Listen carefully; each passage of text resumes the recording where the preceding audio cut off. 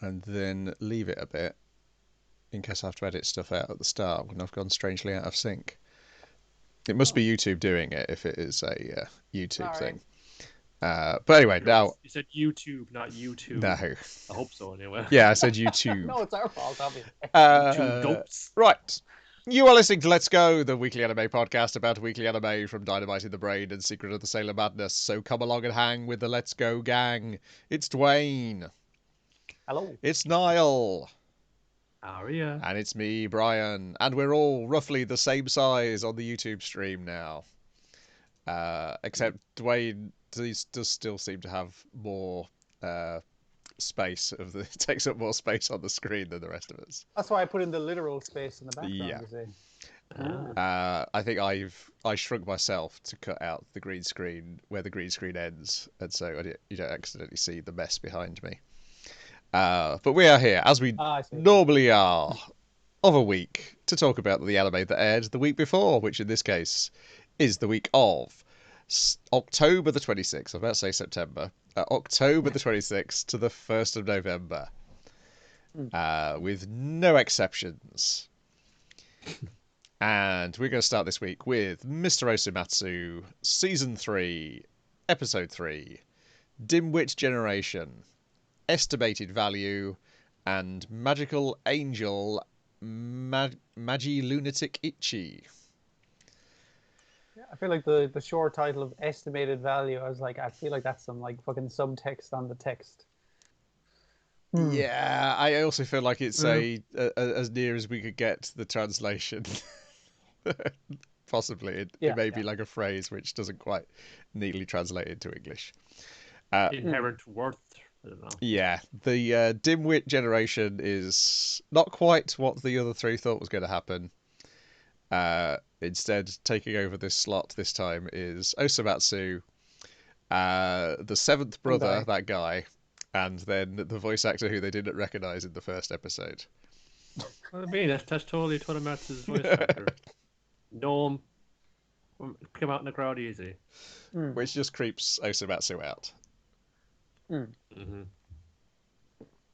And then we get into the second part of what I guess is the ongoing story this season. The tale of our two artificial intelligences. And in this case, they spend the entire story going around evaluating things.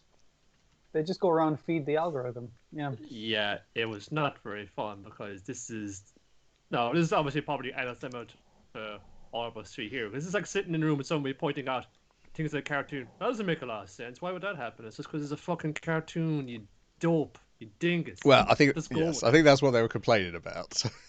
Yeah. Within the context, because that is what the brothers end up complaining about, as the robots point out the lack of logic or the things which might be be conceived as meanness from the outside, but they don't mean to be mean.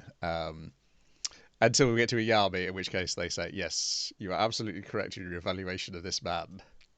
He's probably up to crime as we speak. Do arrest him. Sure. But the other thing it does is it eliminates any of our regular characters as being behind these two robots.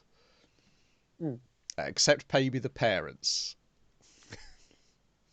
Well, there was hire two robots to sort our kids out. Yeah, okay. There was a sinister delivery person. I keep thinking they're going to introduce another brother, because like he had an orange theme, and I was like, is this going to be like an orange themed brother? Like I guess at this stage an eighth brother. I'm not sure what count we're at really. Would it be the revenge of God Matsu, the perfect brother? Right. Yeah, could be. The highlight is probably the Totoko sequence, which is another return of. It's the actual joke is like it's like, hey, you guys robots aren't good at reading the room. You've accidentally insulted Chibata and all the other lads and stuff. But her is just like, don't fucking insult her. Because she takes it out. Yes, we know her evaluation. She'll take it personally. Like when Chibata gets a score of 86 for his Odin, yes. Odin, yeah, he was just like, fucking pretty good. That's a good score. He's delighted, like. But like, she's not going to take less than 100% on being the cutest. Yeah, and the more evidence she gives to the androids, the less opinion they have of her. Well, literally, how cute are you? Very cute. Yes. Not cute enough. Like, how good an idol are you? Terrible. How good a person are you? Yes. You scored shit out You of don't want to know 100. everything. Yeah, that's that good. Uh, Off yeah. the charts. It's off the scale. But the yeah. gag is that rather than getting angry at the robots, she gets angry at the three brothers who brought the robots along. And we also get like the different attitudes that the characters have to the robots. Is Choromatsu's calling them tools. Jushimatsu gets like very worried about this attitude. You're calling them tools and And machines. Karamatsu's like, yeah, these are my best friends. Come with me. These are my new brothers, my new Brother. better brothers. And Ishimatsu's still not interacting. yeah, they seem to be like they seem to want to make friends with Ichimatsu or like, get Ichimatsu to get something out of them.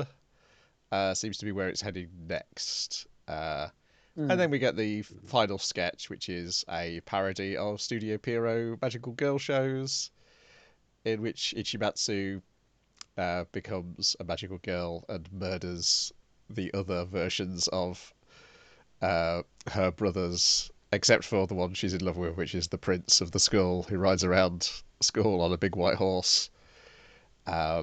I think the only thing I laughed at that was the horse shitting in the Yeah, school. the problem is, I think that was the only thing I did, because I was like, because when she's got a wand, which is like a fish, I was like, I've seen that joke before, and then I was racking my brain.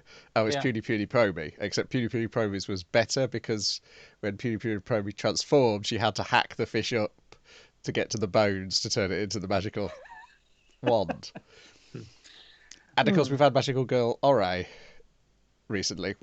Yeah, We've seen some good breakdowns of the magical girl genre that were very funny and very insightful and clever, and also still enjoying it sometimes. And it's just like, yeah, we've seen this done better by many people at this stage.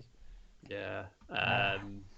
This it does that sense I got from the start was just like, hey, it's us, we're back again. There's nothing else on telly at the moment that's quite like this. You're kind of stuck with us. We don't really need to try that hard. It seems to be bleeding through a lot. Well, I think they're trying hard with the AI storyline to the point where it's barely a comedy. It's almost like straight science fiction. To do it's half like there's a science fiction thing going on, but it's trying to be metatextual in that they're pointing out the inconsistencies of the weirdness of the show, and it's like, yeah, it's a dumb cartoon. Yep. You don't need to. I don't think they're pointing out the inconsistencies. I think they're using them as a stand-in for people who might criticize such a show. Yeah, but not in a very clever way, but partly because I just watched the next the Red Letter Media guys doing their Star Trek: The Next Generation rundowns. It's like, it's just putting two datas into the show, but two datas who've got sinister motivations. Anyway, Gal and Dino will get to some new episodes soon, and then I can stop hoping this gets better, because I looked at the thing and on the wiki, the episode it's the same writer doing. They haven't put a column for screenwriter in, so I think he's doing every episode again. I was like, I think that was the key to season 1, was having a mix of writers, and it definitely was strengthened by it considerably. Geez, even the second series had its bright spots. Again, because there was different people in it. Out of necessity, because some of them are away doing other cartoons, but like, I hate judging a thing on episode 3, which is generally like when the fucking decline is and everything, but I'm just like, this one, is it just that they're not trying, they're just spinning their wheels, they're not making an effort? I'm not exactly sure. I think they're making it. I prefer this one to last week's episode, because I thought, while I didn't laugh out loud and was like, oh, I've seen this done better in other places, I did at least appreciate that it was another set of stand-ins, or the brothers cast as different characters again. I liked the Jushimatsu character design. I say the gag of like the horse shitting in the school corridor, because it's like the one hint of realism within into this fantasy. Yeah, I'm not going to hold Puny Puny Promy against it, because that's now 20 years old. So I assume it's not a reference. It's just they've come to the same conclusion, and I'm an old man now who probably who gets to watch the same joke. People come to the same joke twice in his lifetime. You know, So that would, it's icing me hard, man. Probably because there were like other things that were had me absolutely creased this week in comparison. Which we will get to imminently. That's a good point as well. Like it is an unfair comparison to old shit, to recent shit, and to shit happening right fucking now. yes. Talking of which, by unfair I mean Golden Kamuy episode 28, the Immortal Sugimoto Harikiri show. Our first instance of Harikiri this week. This was like probably the greatest 23 and a bit minutes of television I've watched in the last 7 days. And I will say, if you've read the latest volume, which they've just put on Shonen Jump, does it line up? Stuff lines up because there's so much stuff, like both from this episode and the previous episode. So the stuff about, so the thing to take note of this is, remember that there's Japanese spies in Russia. Yeah. Oh yeah, that just seems like that's going to come like down the tracks. And the thing to remember from last week's episode is the flashback about Surumi talking to your stone-faced guy about how while Manchuria remains under Japanese control, at least they're buried on Japanese soil. Yeah. That like, there's so many stuff. Surumi is a character where, as you go along and you learn new stuff about him, you have to go back to all the things he said previously because they suddenly take on different meanings. And reevaluate. Yes. Yeah. Okay. See, this episode, like I was kind of thinking, it was just like I get the plot relevance of it, but I felt like it was like it actually tied. It was way more useful than even the characters thought it was going to be. But it felt like a dicking about episode. And, it was so much fun. I've seen people hope that the ringmaster's wife turns out to be Surumi's sister, because that would be a glorious joining up of things. I don't need it to happen, but I get the fun of that. Sure. But before we get to the circus, we first of all have to get our cultural, natural history, hunting lesson of the episode, as we all learn about musk. That's a wafted under there. You can tell it's a male because it has fangs rather than horns. It's not good for eating, but it sure does fucking stink when you cut out this bit of it. Yeah, but then people like the kind of stink when you refine it down, and they were a fancy scent. Musk is like a standard, or at least it was a standard perfume ingredient, wasn't it? It just like strengthens the smells you put behind it or something like that. I think you live with somebody who would be the expert in such things, if I recall correctly. That's true, actually. Yeah. Well, that and I fucking take enough musk glands out of animals in Red Dead. Do you think I fucking learn it? But then we get to the circus. We get to our four lads still in search of a usurper, and the bag gets stolen. They chase after the Koito chases after the thief. We learn how amazingly balanced he is, and they catch the thief. He is his boss apologizes, slashes him, and then appears to commit Harakiri to apologize. And they go, "Do you have to take it that far?" And it's like, "Ha ha ha! It's a gag, for we are from the circus." And yeah, the kid is a gymnast, and he's impressed with Koito, and he wants him to go work at the circus. What is that? I can't remember what their reasoning for it is, because I watched this in two very long halves apart from each other. What they think is that this is a big circus in town. They're actually fairly well renowned. They're putting on a big show here. It's like the main or one of the largest towns on the island of Karafuto. So it's if we put on a big show here, it's going to make the papers and like one of the headlining things is like the big Harakiri show. Yes. So if we make it the Immortal Sugimoto Harakiri show, people are going to be like, "Man, did you hear about that shit? No, what happened?" And it's this like, and then Sugimoto, the Immortal Sugimoto, and then if a usurper catches any wind of this, it'd be just like, "Oh fuck, he's still alive." Exactly. That kind of way. Yeah, it's basically just to get his name in the paper, Yeah. which is it's pretty successful, I guess, but it is a very dumb plan. It's a very vague plan, but it's like we gotta be the best circus performers ever, and Yeah. the episode seems completely unrelated and just gets more related. Yes, so basically it becomes like a rivalry between Sugimoto and Kurito as to who's going to be the best circus performer. It's mainly in Sugimoto's head to begin with until he messes with Kurito, and then Kurito gets his revenge by swapping out the prop sword with the hidden Well, die. that wasn't even Sugimoto messing with him, which I fucking love. It was just the guy who's been quiet this Yeah. entire fucking time. Yeah. The constant thing of like Sugimoto behind just behind the curtain going like, oh, that bastard getting all the spotlight, and then your man behind the curtain going like, oh, that's Sugimoto, and later on going like, Sugimoto, this is the fake sword, that's a real one, and him just going like, But everyone's watching me. I just gotta go through with this, I suppose. Oh shit!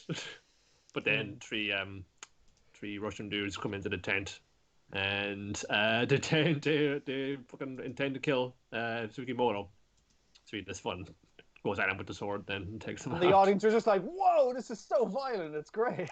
Okay, everyone take final bows. It's all part of the act, just write the bodies off. People think it's it's all a big show. It's all cool. And I think the fun, like as fun and all as this fucking episode is, but the one I laughed at the most was your man and his B story of becoming a dancer. Yes, in the Tanigaki being reduced to tears by the ringmaster's wife, who's the choreographer. Because he's you're just a terrible dancer, and he's like, oh, and all the other girls, little children, are trying to console this huge hairy man. He's just drawn bigger, which is just funnier. He's got to do his best because his senpai was like, she's the eldest girl who's actually she's graduating out of this, or she's got to move on and do other things. It's like his senpai who might be 20 years younger than him. Yeah, it's kind of like, oh, I got to put on a good show for your last show. I got to do my best. The Tsukishima is just there. He's just trying to. What the fuck is happening right now? Well, I'm confused if he's doing what the fuck is happening, or whether he told her to speak to him in order to get him to be motivated. It could be that. Is he getting really invested in this B plot? I'm not exactly sure. He just has a blank face. That is the issue. And having gone back and read the comic of last week's episode, there's definitely facial expressions which are much clearer in the comic. Because in the comic, it feels a lot more like, from last week's episode, that the guy who tells him that he saw the body being digged up. We see him leaving the tent. The village. But the glance that he shares with Sarumi in the comic feels much more like, "Well done, you told him we got him. We tricked him into thinking." I feel like in the show, it's not a flaw of the framing in the show. I feel like they're just trying to be more subtle with it in the show. But yeah, I think it's just in the way a comic delivers the information, it comes across clearer because it's like you've got the timing of reading the panels, which you can never really manage to do, particularly in this style of animation. I see it's this episode was storyboarded by Masahiro Ando. Ah, okay. Involved swords being drawn, yes. So he's probably going to be the guy to particularly you can definitely see that when he takes down the Russian assassins. Yeah. But as well, it's good to see like some kind of good comedy chops in there as well. I mean, you got these huge fucking dudes besides like Tanigaki and Tsukishima having to do the dancing, but as well trying to teach the lads how to ride a bike. And Sugimoto was on there, was like, don't let go. Your man's like riding the bike like backwards, like he's in front of the front wheel, and they're just there like children being held, the seats being held by their dad. They're not even going down the street, they're just holding them in place on the bike, and they're freaking out. It's just like, oh, I'm gonna fall over, I'm gonna get a boo-boo. These grown, huge men. It's so funny. So it turns out the Russians are assassins sent by the Russian government because they suspected the ringmaster of being a spy, which indeed he was. Sugimoto kills... And their information was like, okay, go for the guy doing Harakiri, and it was Sugimoto this time, so they were like, okay, he's the ringmaster, obviously. So he kills two of them, they capture the third, that's how they find the information out, and then the ringmaster's wife just shoots the other guy in the head, much to Tanigaki and the other guy's shocked. They're like, Jesus Christ. Yeah, because the ringmaster says, "Yeah, I was a spy for the Japanese in Russia. I was already implanted like years before the war, so I could pass information on." Obviously, the thing got through, and your one's just kind of like, hardcore. She's been hardcore smoking, chain smoking the entire time, but mostly as a dance instructor. But now it's just like, fucking shitty spy, blat blat. Yeah, it's like even, yeah, it's even her husband is shocked that he was the spy in the first place. Fucking dancing is a brutal fucking practice, apparently. So yeah. Well, good trying to continue to put on a good show. Sorry, can't take you around back. We can't feed. We can only feed anybody who pulls their weight around here. But then they discuss the people they're looking for. They say they're partisans from the east of Russia. And he's like, oh, well, there's a big Russian settlement and there's a prison there. So if he's going anywhere, he's probably going to try and break into that prison because that's where they're keeping. Yeah, something about there was a bunch of like natives. Yeah, it's basically, it's like Eastern minorities. It may be other people beyond the Ainu. It could be beyond that. But yeah, there's definitely a big Ainu presence in there. Yeah. So, and I was like, oh, excellent. Another prison break-in. That's the recurring theme. People breaking in and out of prisons. It's gonna kind of collide again, and it'll be like, oh, this is where they all get separated in the last prison break. Now all you kind of come back together again for another for the same. Yeah. I love the way a lot of the dicking about in this episode like led directly to stuff to progress the plot. Like even the stuff with the musk deer, like a serpent goes like, oh, that made me remember something about my dad, and the both lads are looking at each other. It's like, good. Yes. She's remembering the secret to the tattoos, and it's just like fucking. It's weird how all the side bullshit manages to be tightly tied into the main fucking plot. Oh yeah, it's kind of fucked up as well. Like Kira Ranke feels he's trying to like almost supplant Wilk as her father. Yes. Because you think it's like like I'm gonna show you the real truth about what we gotta do for the Ainu people. You're gonna be fucking disgusted. You're gonna be ashamed. It's gonna make you angry. You're gonna be like or Joan of Arc who's going to lead this. He's trying to get her on side. Yeah. Did they mention Sophia in that conversation? That is the person they're trying to get her to meet, I believe. But they may call her by a different name. Yeah, because I think they make it clear it's like they're trying to get her to meet a certain person. They think meeting that certain person will unlock all the memories. And then we check back in on them, and she's discovered a fresh turd. So there must be an animal nearby. It's quite a large dropping, and it turns out it's your lad. And this is like the cut after they see the newspaper. It's like, hey, they misspelled your name in very small print in like the third paragraph of this article, Sugimoto. She's like, I wonder if a serpent will see this, and she's looking at his shit. It's right. No. You're just like, that's mine. Actually, yes. I just laid it there. Remember me, I'm also as part of this group. But I have less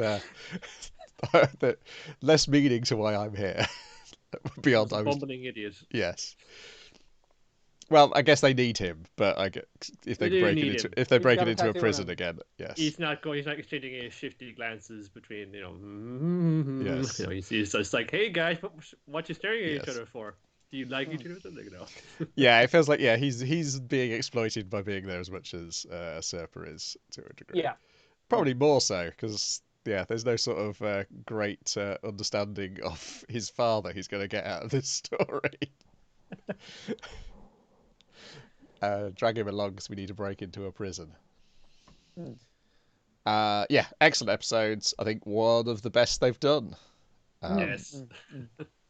A part of that seems to help that this season has had a consistently good-looking episode so far. I don't even mind if they're going to drop it. They've been so good so far. No, it's been all right. I think they've got a good sort of medium point. Yes. But they're kind of sticking to it. We're not going to really kind of do a lot of this. We're going to try and keep it like fairly straight on, like consistently all the way around. They made the mistake of the CGI bear once, and they won't make it again.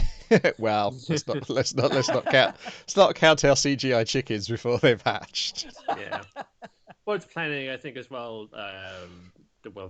imagine kept on a lot of the same crew who were doing these things. So I guess over time you get used to working with this kind of material and drawing these settings and these kind of costumes that just get better at over time, as to be expected.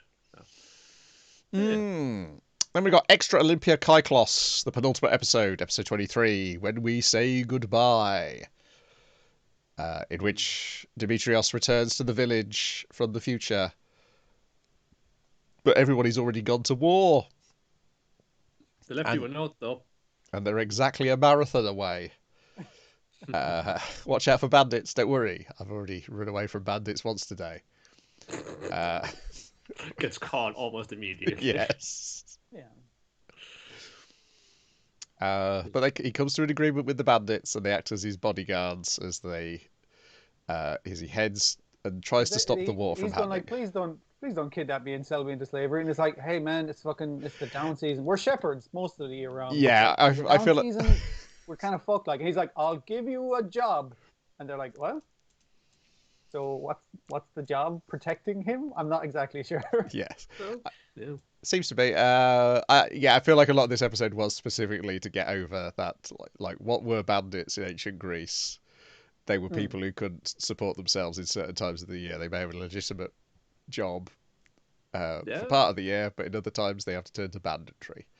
It came up the last episode as well, but I did like the way, like, how do you identify a bandit? It's a man sitting on a horse, like a weirdo. Sit on a horse. Ugh. Yeah, that's most kind of like tribe, notorious tribes of like invaders or predators. I mean, like the Vikings were like precisely, they were fishers and farmers in the war once, but when it came kind of had to go colder months, like, well, time to go loot some shit and sell it. Get us through the winter. Not doing any farming legitimate right now, businessmen. What they were. Yeah. And so I guess next episode they're all going to run a marathon. That's his hope anyway. And then we get a song about the end of the Olympics in ancient times. The Olympics is over. Farewell, Olympics. We'll never see you again. A bit weird in a year when this Olympics should have come out, but it didn't for this. Yeah, we've waited over 1,000 years in close bracket, open bracket, 1,195 years close bracket. We'll see you again in 1,500 years' time. Okay. I wouldn't want to wait that long for more Extra Olympia Kyklos, but it's coming to an end. But we are getting a new anime of Thermae Romae, so yeah, I'd want to have it done in this exact style though. Which I'd like to happen, right? That is an issue. But the good news is the first anime was done by Frogman, so whatever we get is going to be an upgrade. Yes. And which might have been a bit of a boost actually to get that done again. I mean, it's already quite a popular author anyway. That's why she's trying to keep making cartoons of her comics. But I'd say this might have been a little bit of a thing that might jump to start that a little bit as well. I suspect that's going to be a big crossover hit on Netflix because it'll find a whole brand new audience. Yeah, that'd be nice. Yeah, even if it's not done in this visual style, if it's done in this comedic just the way this is kind of laid out, where you have like these stupid jokes, which, as you say, Brian, they work in the present day and they work back in antiquity as well.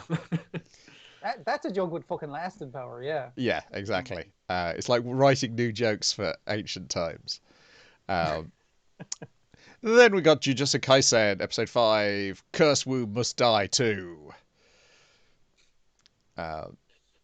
Even though the Curse Womb's already died. It's such a cool title, though. It is. But I see people complaining that it's a mistranslation. It's a double album, you know. You got this 2 CD set. First Womb Must Die Too. It's just the other side where you get like a different approach taken altogether. About Fushiguro, most. So it's Sukuna versus Megumi for the first half, and we get some more insight into Megumi's past and his motivations, and like it calls back to the stuff from last week of him not wanting to rescue the guys who didn't deserve it. He's like being, how does he phrase it? It's like Yeah, I should have written it down. But it's The like only thing that's equal is only thing equal to everybody in life is how unfair life is to them. Random yes. chance. Yeah. So he's going to he's save gonna people try and- unequally. Yes. Yeah. He's going to say people who he thinks deserve a fucking second shot at it, that kind of thing. Well, the thing about him as well is and I think what's key to understanding him is just like he's Fushiguro. He's like, no, he's in from one of the prestigious Jujutsu sorts of families. No, I know how this world works. I'm gonna be a co-professional operative. But then something comes along, it's like, damn it, my feelings. I gotta cave into this and go along with it and save this person. Yeah, It happens to him every time. He tries to be the co-professional. Yeah, it's to do with his his sister's cursed, and his dad left home and left him with a name that a girl's name. Yeah, girls. They're basically yeah. But yeah, there's apparently So it sounds like the dad left home before even learning what the name the kid. This. Yeah. Just name the kid this, whatever it is. We're just going to call him Megumi. So you know he's a bit of a piece of shit, which will be elaborated upon in great detail further down the line. So that's the first half. I can't remember. How does that end? That fight? The fight goes like this. Your man's like, hey, he's having trouble getting him out, so I know how to keep him out. Pulls out own heart. He needs this to live. I don't fucking need this. Also, I'll eat this other finger. I'll eat this other finger. You should have ate the finger first and then pulled out your heart. I mean, it might fall out the chest hole you just made. Think about it, dude. That's not how the organs all tie up together. But he just punched a hole in his own chest. It doesn't matter what order the organs are in. You just fucking made a mess of it. He grew his hand back last week.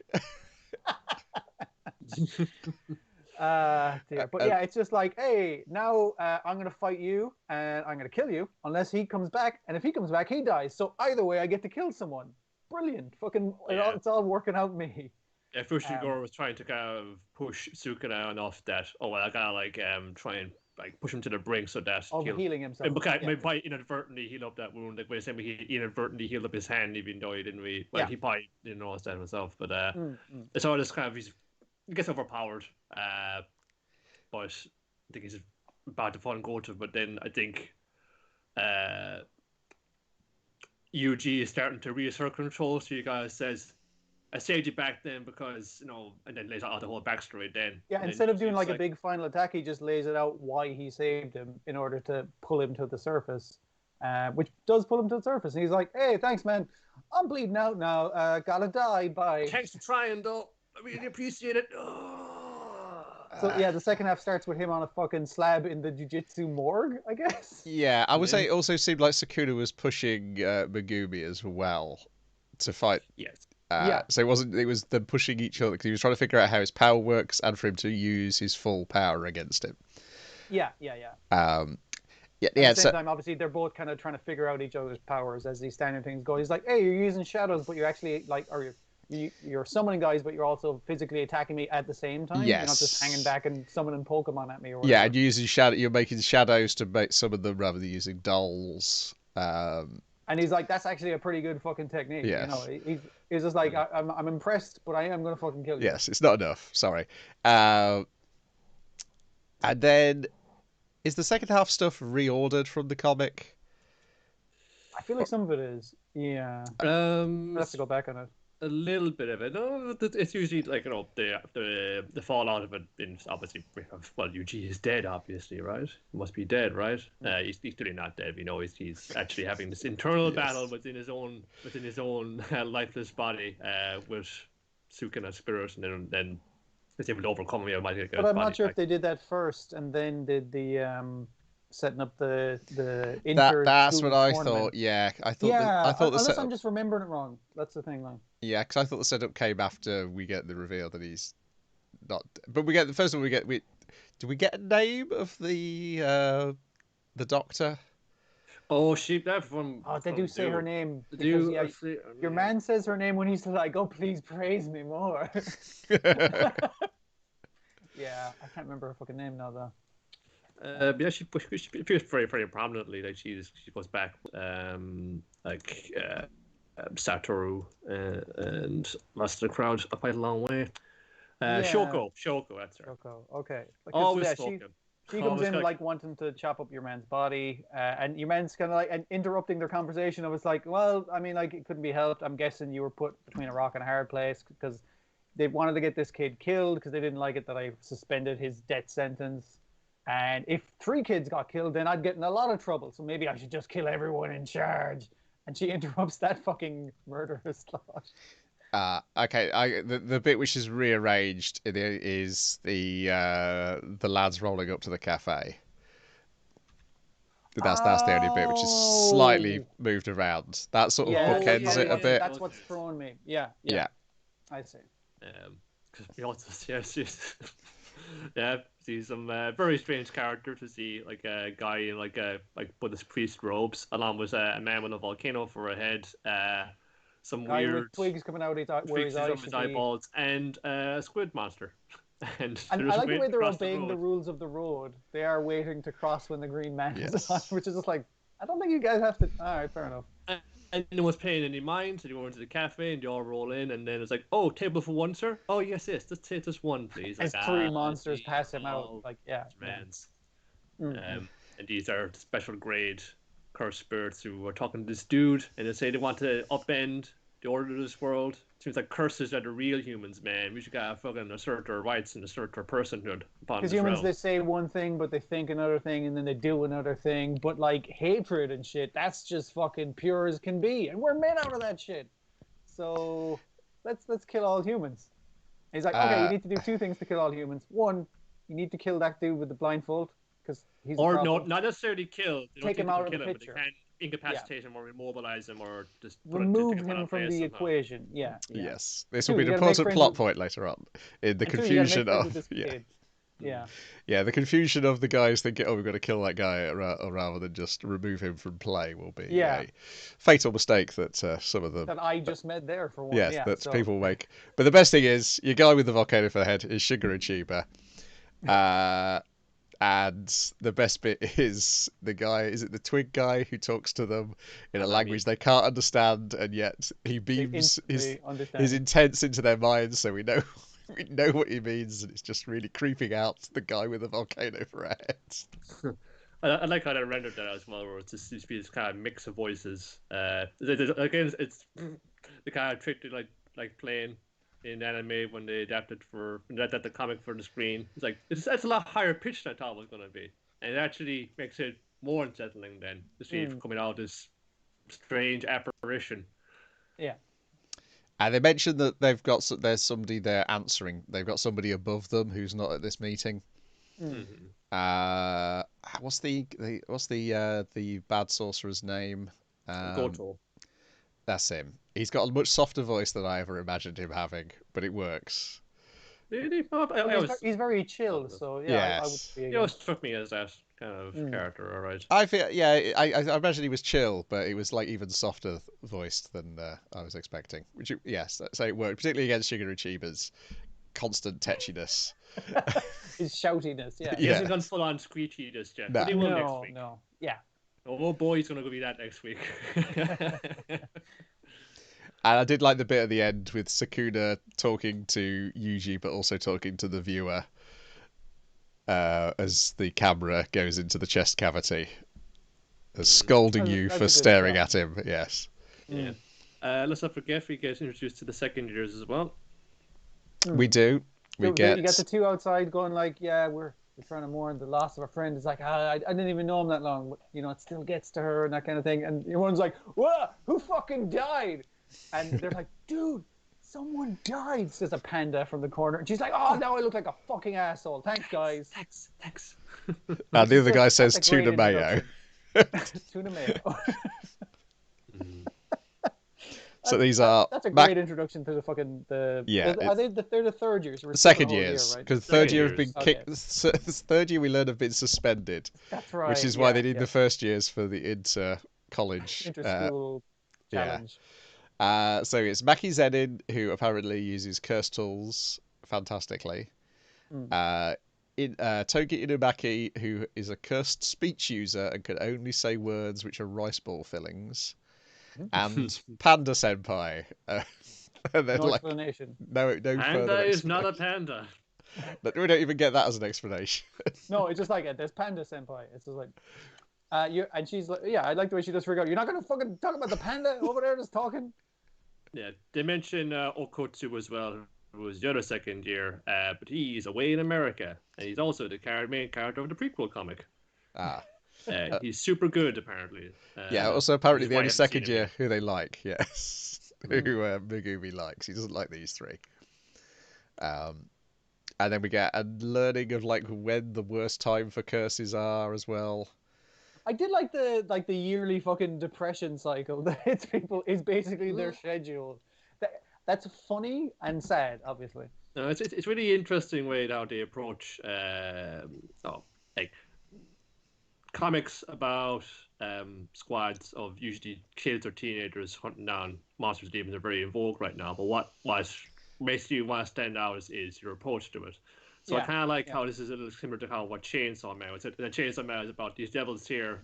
They're kind of emanations Represent of humanity's fears. fears. So the more like people are afraid of them, the more powerful they are. Hence why the gun devil is so powerful. But these are like these are just like the distillations of just anxieties and fears and things everybody kind of has. And even then, from the special grade ones, we find out there's like very particular ones where this is like like fear or hatred of natural disasters, or fear or hatred of like the deep sea. And also as well, a kind of a frightening one that we'll meet later on is this. Here is like a representation of humanity's hatred and fear of each other. Even that gets a curse apparition as well. And that's a really interesting way to kind of think about it. And then it affects it also the mechanics of like how they perform their techniques and curses and spells on each other. So it's like, yes, if you think about it that way, you can channel it. So for that, it's like this interesting how this like integrate that in, and that's what you kind of need to do to make a good comic, which Jujutsu Kaisen is, and by extension, a good TV show. Yeah, I would, as an argument, there's a better TV show than it is the comic. In terms of, I do quite like the comic, but the TV show is freaking. I mean, like it's very good so far. Yeah, it still looks great. Yeah, that's the thing. Yeah, you got a great voice cast. It's really cut together very well.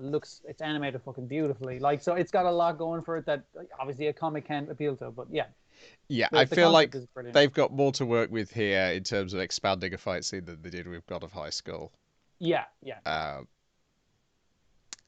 Particularly with Sakuda's comments about wanting to take it outside and use the full space he's got available to him to have this fight. That was like, I said, let's take it outside. And it's just like, fucking, like, this, by that you meant planet Earth. We're going to fight everywhere now.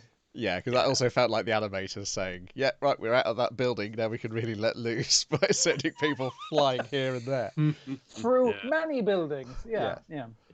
I gotta check in and see what kind of traction this is getting with people, because this. I hope it's doing well. This kind of nature, because it is. They got some really endearing kind of characters in here. You've got them kind of operating using special techniques, wearing tracksuits, doing fucking hand signs. This could be Naruto for a lot of people all over again. I feel like cosplay would work very well for I'm wearing right now, even. Very subtle. Right. Okay. UK Crunchyroll on its popular has One Piece, Black Clover, Boruto, Naruto Shippuden, Noblesse. Oh, that new one. Yeah. Haikyuu, then Jujutsu Kaisen, then Fire Force. That's a pity.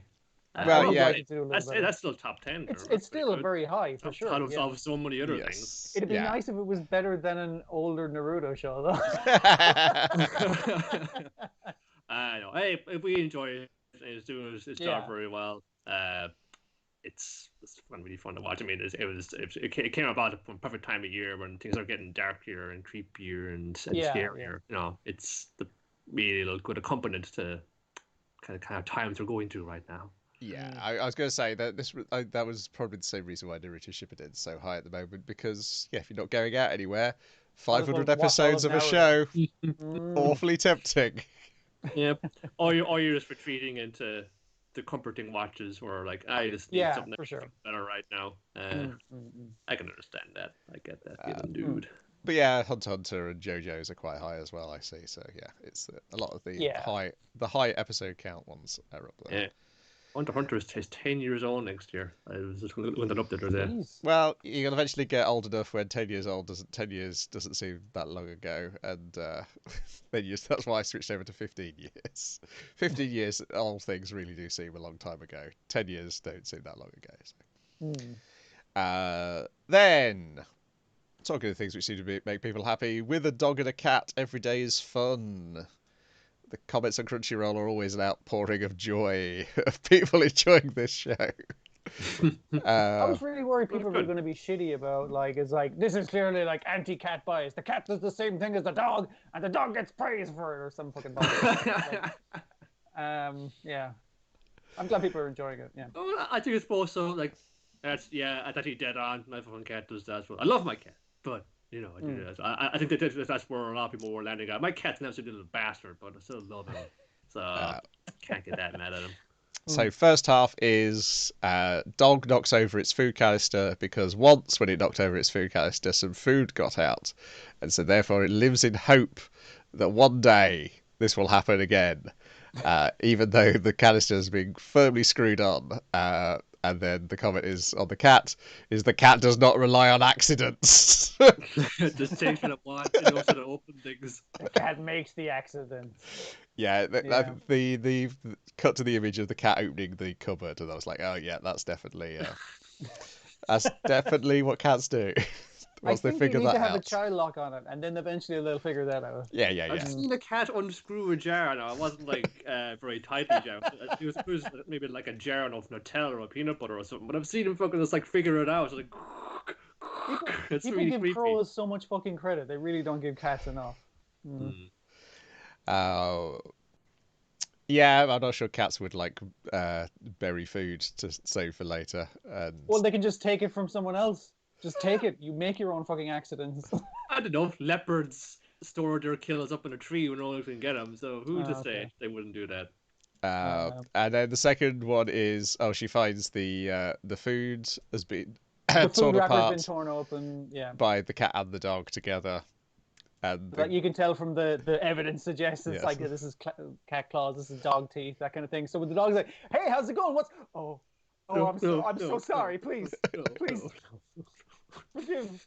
And the dog's just like, and she's like, "Oh, I can't really be mad at him. He's already fucking like really upset, really apologetic." And where's that fucking cat? The cat was not seen all day. The cat's even fucking more like not going to apologize to you, but he is going to fucking keep out of harm's way for a day. Yeah, it's like not sorry, but also just want to face the consequences of it. It's like you're not that tough. You're just fucking saying this shit, stupid cat. The dog will own up to the crime after being caught, but the cat will fucking go on the run. So yeah, good fun stuff. Again, it takes way longer to explain than it does in the show, but it's so much fun. Yeah, exactly.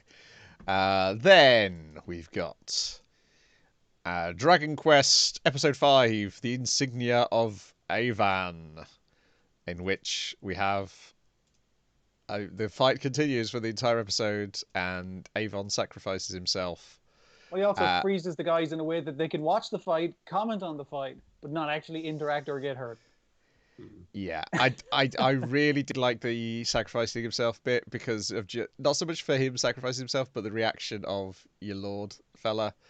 It's like of him like saying, "Do you really want to do this? You'll die as well." I know. As if there's some sort of despite their hatred for each other, obviously the time they've spent battling each other, there's a degree of begrudging friendship going on there as well. Like they know each other the longest out of anyone in this scene, I guess. Yeah. Well, there's still like Hadler.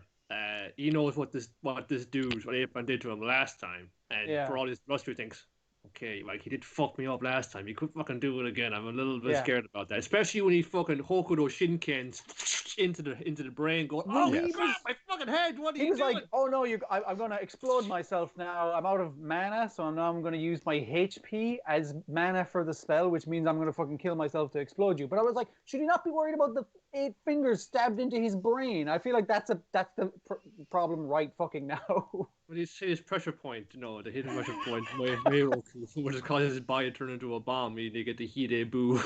You're already dead, and so am I, by extension. And it's no little blast as well. It's like I was No. impressed by the scale of it, where it just fucking erupts off in the sky. It's fucking Yeah, it was blowing a one of the massive like it crater could have across taken the out the island. whole island, but he did direct it in a direction so that it wouldn't just blow up the island and it just like goes into space presumably. Mm. Good stuff. Oh, something's all going off. Also, I should probably move the phone away from quite so close to the microphone. Yes, and then this is enough. Weakens him enough so that Dai can send him with his tail between his legs.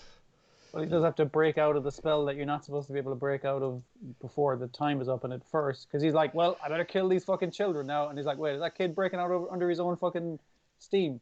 That's no good. Hey, wait a minute, this kid damaging me. Oh, this kid's gonna kill me. Fucking what do they call it? It's an item from Dragon Quest. I think it takes you back to the last save point or something that you were. Like a Chimera wing. Yeah. Which I was like, oh, that's cool. Using the stuff from the game. Yeah.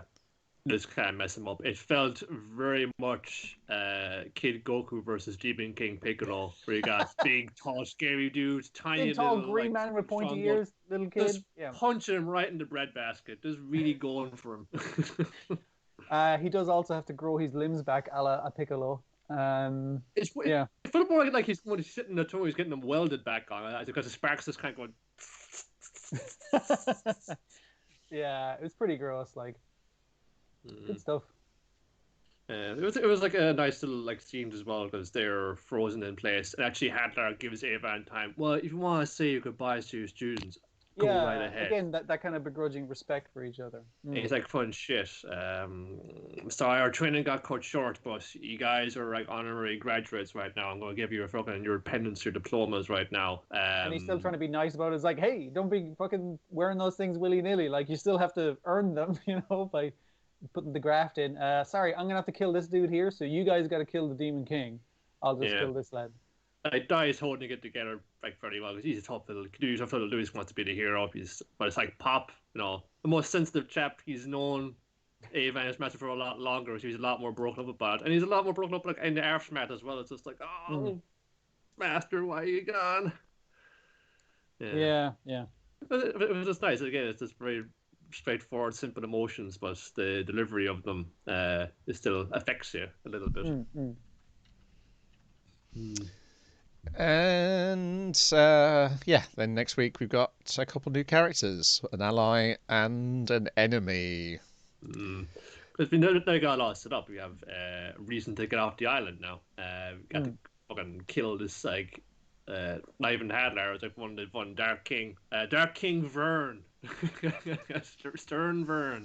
Yes. I did like the way they didn't lean on it, but I appreciated the Dark King giving him a buzz on the old demon phone, going like, "Hey, you killed your enemy. Fucking good job. Now you can take over the world for me. All right, peace." And he's like, "I better not tell him about that kid. I gotta kill that kid first." Yes.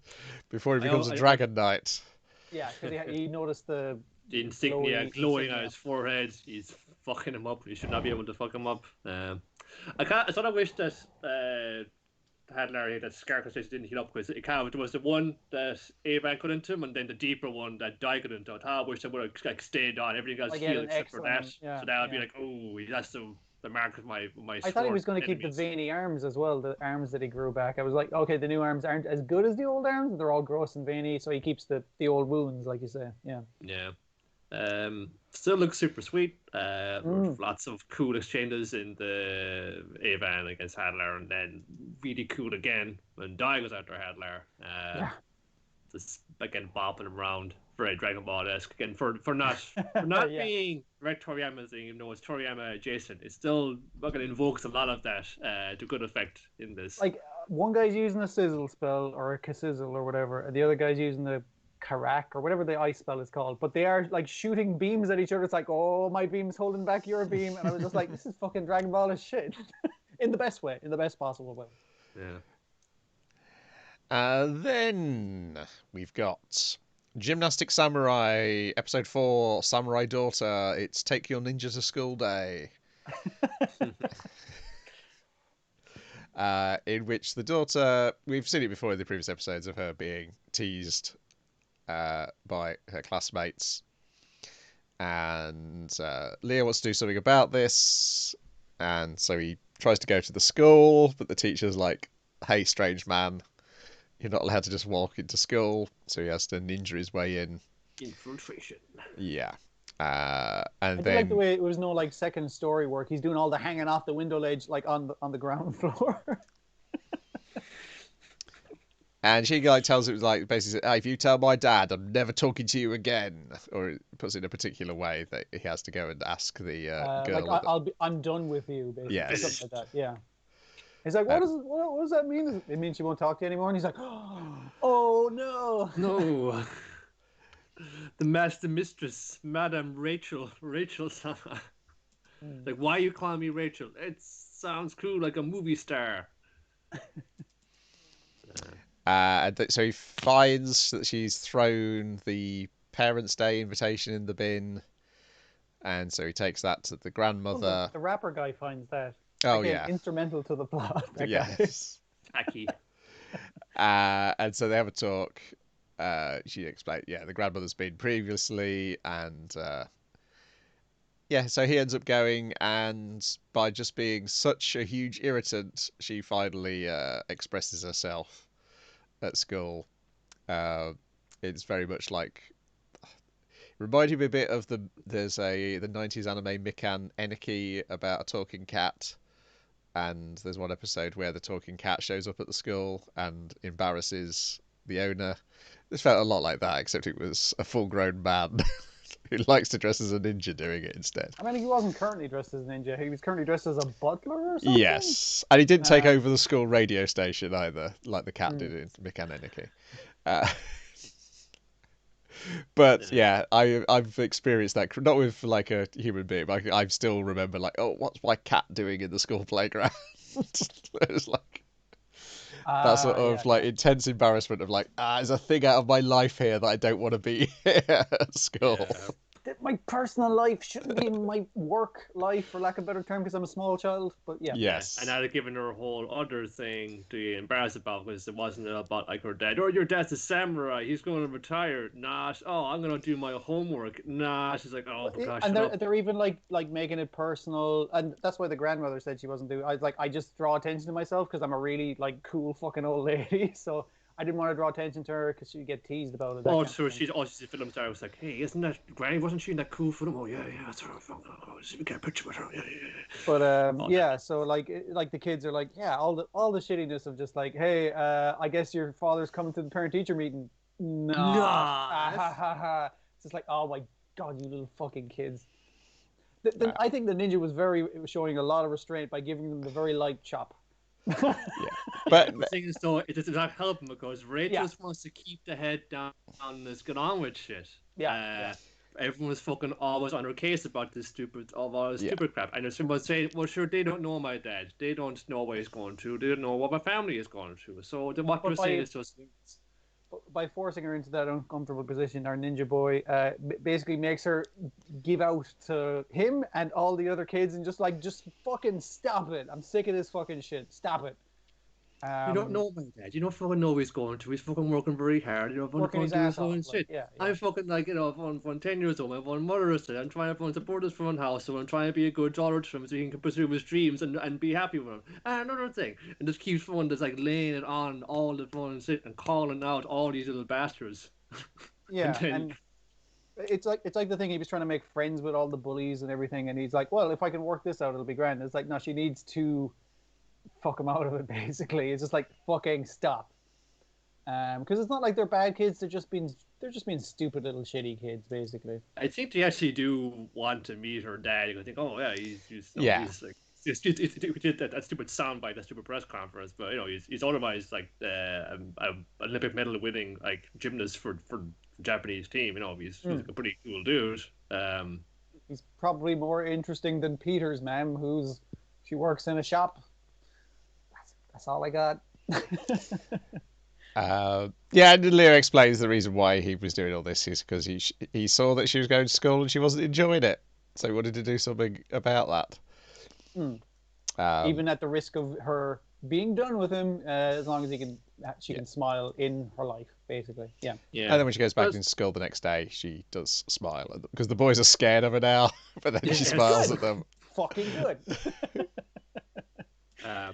No, it was like she's like been a pretty good character, and it's kind of good to have one a bit of a focus on her because you can kind of tell she's like got a good head on her shoulders. Like even when she's going to visit the grave of her mother, and Leo's trying to like be stealth, it's just like, Leo, you can come out now. I'm 10 years old. I'm not stupid. You can just come on, like. Just really appreciate how she's not this helpless small girl character. She's trying to like take things into her own hands and get on with things. Probably just because her father was always fucking gymnasticsing all the time. She's had to come up with. I mean, even though she's got like a granny there who's obviously well off. I mean, she owns the house that they live in and could be taking care of her as well. But it's just like, but no, Granny isn't like that way. Granny wants somebody to put up by their own power, which is why she gave Leo the job rather than having to be around the house all day. Yeah. Either. And yeah, her daughter is trying to be proactive, but she needs a little push just to stop taking shit, basically, in her life. And I did like the kind of like the contrast from our samurai guy, who's like basically we get the dads, because we get the kind of dad conversation between him and the coach, where he's like, oh, check out my cool mobile phone. I'm always sending my daughter selfies, but she never fucking replies. Like, okay, that's about as much dads as we're gonna get in this. Very offhand dads who do not get their children. No. Well. Yeah, a good episode. I don't know why it's taken me 4 episodes to realise the word samurai's in every title. Probably tells you where my mind's been with the thing which wasn't COVID the past few weeks. Then finally, because the Toei stuff on Sunday was not airing this week, we got Moriarty the Patriot, episode 4, A Rare Breed. And this is the episode where I realise I cannot read any more of the comic while the anime's airing because Is it spoiling it for you? No, well, it's spoiling it in that it's not as good as the comic. Oh shit! By Okay. Maybe I should read it as well, then. by a fair old distance in the case of this episode. That's a pity. I really enjoyed this episode. The plot is a lot more detailed and complicated in the comic, and clever, I see. and more importantly, cleverer. It felt like a lot of setup for a fairly straightforward and kind of almost anticlimactic little turn. I guess it's in one sense, but I can see it's coming because he's like our target here. He has to take quinine to deal with his health problems, and they're obviously going to swap that out or do something with that later on. You could see it. Yeah, as soon as it said like, "Oh, I take this medication for my heart," and I was like, "Okay, what are they going to do?" And as soon as they said grapefruits, I was like, "That's one of those fuckers that interacts with everything." Yeah. I thought it'd be more of maybe more of an elaborate way of administering that, but it's just sort of this happens. Yeah, especially after the last two, it felt like this is the standard plot of this. We got this set up in a specific new location, and we got some guys. Here's why he's a bastard. Here's who he fucked over. Here's how we're going to fuck him over. Yeah. It's sort of showing that like, the lads are on the job again after the fact. But this is what they do. You know, you've seen a regular day. Yeah. We see did it one way. The first episode is how to tackle this kind of one, and it's about as well. We're getting more people in our pocket because you got this dude set up. He's a gardener, and you're setting him up in London as well, which is like your home base. So like he was a gardener and his wife and this baron, this count who runs the estate around here. He denied them access to his house doctor when their son was dying, and they've held like grudge ever since. And now we can find somebody who can get revenge on him. Or can facilitate the revenge, rather.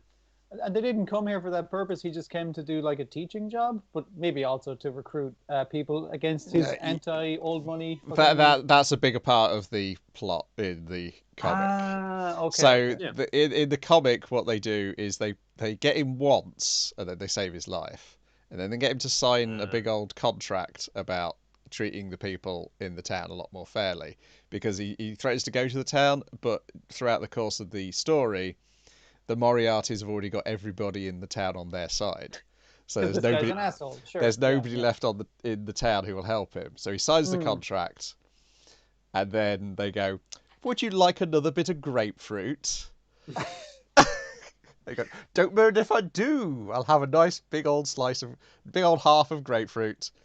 Tucks in, then he dies. Then we get the explanation of how the Crinine interact. I can't remember how they get him the first time, but the second time is where the grapefruit ends after they've like convinced him to treat the people who work for him more fairly. And then basically there's like the contract he's done with. I can't remember if it's her or him. It's like he basically saying because he's like, I'll save you if you pay. I'll pay you 20 times as much as they've paid you. And he's like, well, they paid me nothing. So let me see, 20 times nothing is nothing. So you can't afford to pay me. But the cost of it is his life. Basically, their lives are his now, and so he's like, well, I don't want you to throw away your lives. You've got to carry on living, because one day when we overthrow the nobility, there'll be a place for you in this new world I've created. So there's a lot more of that stuff, and there's a lot more stuff. Way better. There's a lot more stuff. It does sound better. I wonder if they thought the visual framing would work better in this episode. Like obviously the one where the wife is chopping the grapefruit and the husband is like squeezing it out. I was just like, here, I want to cut you. Yeah. I'm literally making poison for you. Yeah. I think they just wanted to get this done in a single episode because the chapters are really long. And it could be. I think after this point, they're all multi-part stories.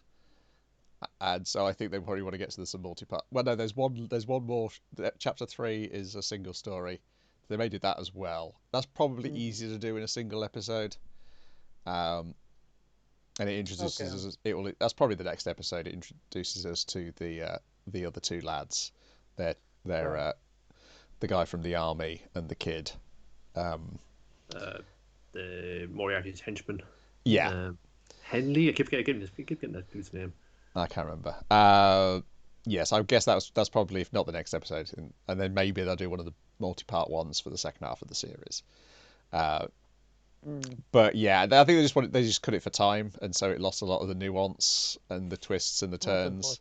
Yeah, like it probably sounds like a lot more ostentatious, and they're setting up a lot more things. If they might have gone a little bit too subtle, maybe for this. Yeah, I think they also want to set the town up more because I assume they're going to be in this town a lot. He's got a regular teaching job at the in Durham. It's Durham University. Durham, which is, I love the like DUR at the train station. I was like, oh, that's probably Durham, is it? And it's like Durham. Yeah. Here we are in Durham, and I was just like, okay, calm down, lads. Pay for a project with Durham Tourist Association. In association with. I was going to say, I'm not sure. Not sure they'd pay for the sort of association they're going to make with Durham. Yeah, I mean, maybe Durham has a lovely botanical gardens, and they're trying to fucking big up that. I'd be just like, oh, that did look really nice. Having high tea there sounds lovely. I assume this is the university he was working at in the actual Sherlock Holmes books. Which I guess is good because it's got this. It's like that same sort of elitist university as Oxford and Cambridge, but it's a lot further away from London, which is probably why it was chosen by Doyle in the first place. As to pretty cool cathedral. Allay suspicion. But yeah, I still think this is a well-made episode. It just comes across worse if you've read the. In comparison, the comic. I get you. And that particular scene as they're discussing the grapefruit with the husband and wife cutting the grapefruit is grand. I also like how the Viscount is portrayed, and that's part of the message of the episode, which still comes across, is like how they can seem cold and cruel to the people below their class. But he seems incredibly genial to the people at the same level of him. Oh, you must come over for dinner. Oh, we'll have tea. Well, I'll show you my arboretum. Oh, we'll fucking have thing. But the amount of shots of him going like, ha ha, just being a horrible bastard and like slurping his fucking tea and like, look at the marmalade between his teeth. Oh, he's horrible. I was like, okay, calm down, lads. That's how I drink my tea. Oh. The banality of evil. They eat marmalade and toast it the same as you do. But like grossly, and we're going to zoom in on that. Yeah. Anyway, I also don't like grapefruits. That's the other issue. I fucking love grapefruit, but that's why it's one of those things I have to remember is like if I'm taking anything, don't fucking have any grapefruit juice or anything. I just remember my parents always trying to get me to eat grapefruits on a Sunday. It was always like a Sunday morning breakfast. It was grapefruits. Like the just eating half of it with the sugar on top, or yeah. I love sour and bitter things. I think is the difference. Like I think that's where I learned that I don't like sour. Well, a good thing you don't drink beer, because nowadays, if you go out and get a beer, it's like 9 times out of 10, a high chance that you're going to get it. It's going to taste like fucking grapefruit because they've just over-hopped it and it tastes like junk because they don't know restraint. We want big flavors at big prices. So that's why I just drink lagers lately, or German beers, please. But on the other hand, once they've got this say, there's as I say, only one other chapter I've read, so I shall be fine for the rest of it. And also, seeing the difference means I definitely want to read the rest of the comic after the series is finished. That's a good thing. Yeah, I think if it's like that much of a different kind of angle on it. So I think, you actually just watching this through, and then you just like think, oh fucking, I didn't know that about this character. Just like expanded, unfolded out a lot more. I think that would be like a great way to do it. Whereas if you came with this writer, I'd read the comic, think I'm a little bit kind of let down by how much you kind of pulling their punches. Like I did enjoy this episode, but on you saying like it's expanded on the comic makes me want to read it more. It's just like, I get why it was condensed. Like you said, they don't want to do this episode as a 2-parter, more so the main plot ones as 2-parters. Yeah, it struck me as they wanted to maybe lay more focus on the actual tragedy and the emotional state of the parents, of the gardener and his wife. Like, I felt like how much this has just hollowed out their lives. And because they're playing on the thing of like, she doesn't just hate the Viscount, she hates her husband, because he knew there was nothing he could do to stop it, so there's no point in putting himself and his wife out in the street destitute, also with a dead son. Might as well just take the dead son, the best case scenario right now, which is like, that's a shitty position to be in. You still have to work for the dude who fucking know, who just like out of fucking spite, pretty much. It would have been nothing to him to do it. When the doctor probably would have like treated the child immediately if he had told him. But he said, nah, don't want that in my house. You can get out of here. Having to go into that work and it's crap up for him every day. What use is your survival if you have to bear this emotional weight upon your mind, upon your soul every fucking day? Yeah, they definitely wanted that as the main one of the main themes of it, like to focus on these side characters' emotions of why this guy needs to fucking die. It's one thing to swallow your pride, but just give away all symptoms of being treated like a human being by another human being. That's something else entirely, and that's what the Moriarty brothers are railing against her. Oh yeah, in the comic they just make him so angry he has a heart attack, and then that's where you get the how much are you willing. He's like, my medicine, give me my medicine and water. And he's like, how much are you willing to pay for the water? And that's how they get him to sign over. Okay. A formal apology to that child of yours, and my testament saying that my tenant farmers are to inherit for free these lands after my passing. You said the date was to be. They'd immediately kill him. Yeah, and then they immediately kill him by giving him a grapefruit after he's had his medicine. It's like, no, I didn't know. I'm a professor of mathematics. I don't know about grapefruits or nothing. No. The reason they got him so angry is because he goes, I, William James Moriarty, crime consultant, have come to bestow upon you your punishment. Oh man, that doesn't put me off in the fucking slightest. That kind of like just sheer machismo of walking up and going like, I'm here to fuck you up. It's like, punishment? You're all crazy. You punish me. I've done nothing wrong. And then yes, she goes. They get the stabbing bit here, and he's like, no, it has to be a perfect crime, so no, you can't stab him. I liked in this episode the way the stabbing was just the way to set his heart off, so he'd have to take the medicine so he could overdose on grapefruits. Yeah, essentially that's what they do in the story, but yeah, the setup is slightly different. They then bring him back and then give him the grapefruit. Yeah, they linger on more afterwards. When they go outside, and then she just falls into hysterics and saying, I know you really want to stab him, dear, but you had to go along with that. I'm really sorry. You were very brave to do that. Saying, they're trying to make it look like an accident, like, oh, his medicine, he had a heart attack. Officially there'll be nothing wrong with him because they won't look into the fact that he had a shitload of grapefruit margarine and marmalade.